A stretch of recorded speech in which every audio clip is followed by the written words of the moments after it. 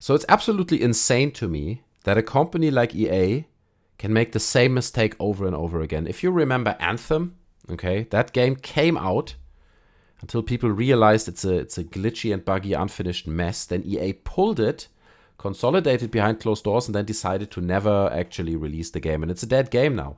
I don't know if we're ever going to hear something from Anthem, from the franchise Anthem again. And that game was fully promoted, right? They pumped the money into the development. They put the hours, the years into that. They put the money into the marketing. So it was a fully fledged game that in EA's eyes at some point was releasable, was a finished game, yet they scrapped it.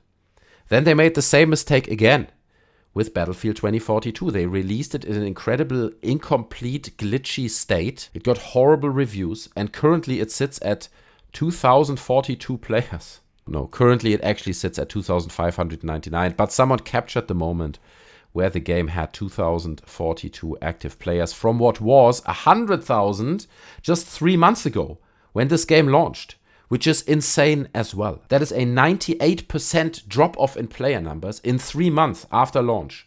That's crazy. And I know some people are going to say, well, you just don't understand. It's a game as a service, right? I mean, we spoke about the Halo player numbers. They are down in the basement as well, okay? They lost 90% of their player base on Steam. By the way, this is all Steam stats, okay? But for a game like Halo Infinite, I can imagine that a big content update, maybe an overhaul of the system, the reward system, could potentially bring people back to that game, get people interested in that game again. With Battlefield 2042, I'm not so sure, man. People have built up such a hate towards that game. That launch was so botched and messed up that it feels like it nearly needs to go down the Cyberpunk 2077 route, right? Where now, over 1 year after the initial launch, the game gets like a big patch, some content updates, a lot of the glitches are fixed. It's also released on next-gen consoles. So it's like, this is the actual release of this game in a way. So maybe they are aiming for something like that, where they just keep the game running for a year, but with 2,500 active players on Steam. That's just nothing. And I understand, there's an argument to be made to say, well, there are much more players on consoles, right? Definitely. And I agree with that. Obviously, we don't know these numbers, but I've read educated estimates, okay? And people are guessing that on consoles, on all consoles together, as well as Origin, because the game is not just on Steam, it's also on Origin, there might be around 15 to 20,000 active players, which is also really not a lot. Okay, of course, again, these are estimates. We don't know these numbers. But I think considering the state of the game on consoles, when compared to the state of the game on PCs and stuff, it's not a better version of the game. That's what I'm saying. It's not that on consoles, you're like, wow, this is such a great game. I gotta keep playing it, while on PCs it sucks. No, it was a bad game across the board. And on consoles, actually, some of the maps were even smaller, because the hardware couldn't perform. So I think it's fair to assume that the player base on consoles is not overwhelmingly big. Let's put it this way. Also, it has to be mentioned that Steam has a much better refund policy than you find them on consoles. So definitely more people refunded this game on Steam. Hence, you have lower player numbers. So that might explain that as well. But even a game like Team Fortress 2, which came out what feels like 400 years ago, still has a player base of 62,000 players, 62,000 active players, compared to Battlefield, which came out 3 months ago, 2,500. That's just insane, okay? That's like such a clear mark and a clear statement by players towards the game. It just can't be ignored by companies like EA. And someone posted this as well, from Battlefield 5, Battlefield 1, and Battlefield 2042, the last game is the one that has the lowest player numbers right now. 10 times, more than 10 times as many people are playing Battlefield 5.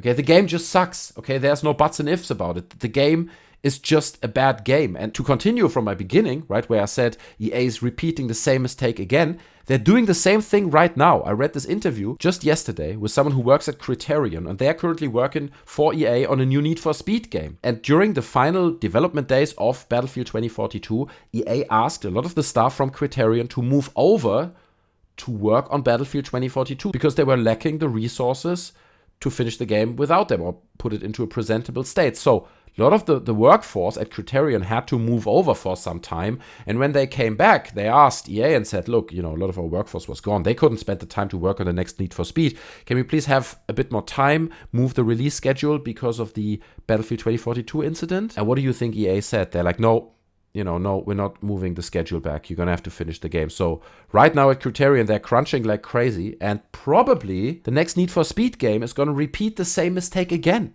It's going to be, of course, I don't know, but it looks like it might be unfinished, unpolished, come out in a glitchy and buggy state, with features and content missing. And it just fascinates me that EA seems to not be capable of kind of seeing this repetition that's going on here.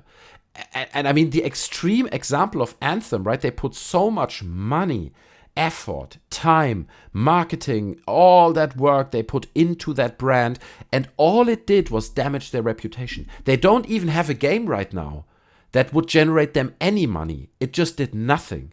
It poofed away and dissolved in company damage. That's what it's just incredible that when that happens, a company doesn't say, well, we got to make a change. Okay, we can't let that happen again. That was a worst case scenario. No, they stumble into the same mistake again. And how it looks with Need for Speed now, they're stumbling into the same mistake again. Like it's insanity, right? It's Albert Einstein's definition of insanity. It's like doing the same thing over and over again and expecting different results. Like that's literally what's going on here. It's absolutely crazy. And even the games like Battlefield 2042 subreddit has acknowledged it. You see several memes of people like just making fun of the drop in player numbers.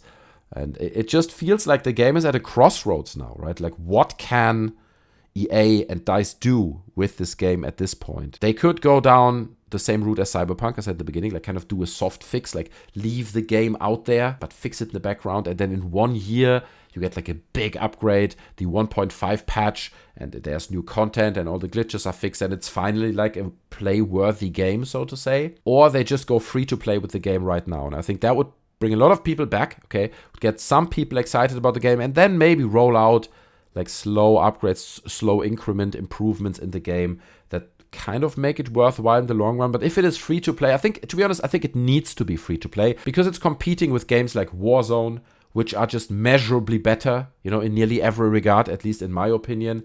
And if you're competing with them and they are free to play, then it just doesn't make sense that you have a paywall there. Even the game just costs $5. It's still like a hurdle that you have to take in order to get there. People are not going to do that, okay? People want this game, if at all, free to play. And even then, I'm not sure. So it's a tricky situation for EA. And I'm curious what you think, where they're going to go from here. What are your thoughts on this? Is it any of the routes that I've listed that I spoke about, or do you think it's something completely different? Leave any of your thoughts down in the comment section below. I would very much appreciate to read your thoughts. I hope you enjoyed the video. If you did, then don't forget to smash the like button because that helps the channel out. You can subscribe, hit the bell as well, because I would love to see you in another video. Until then, take care of yourselves, and I'm out. Bye.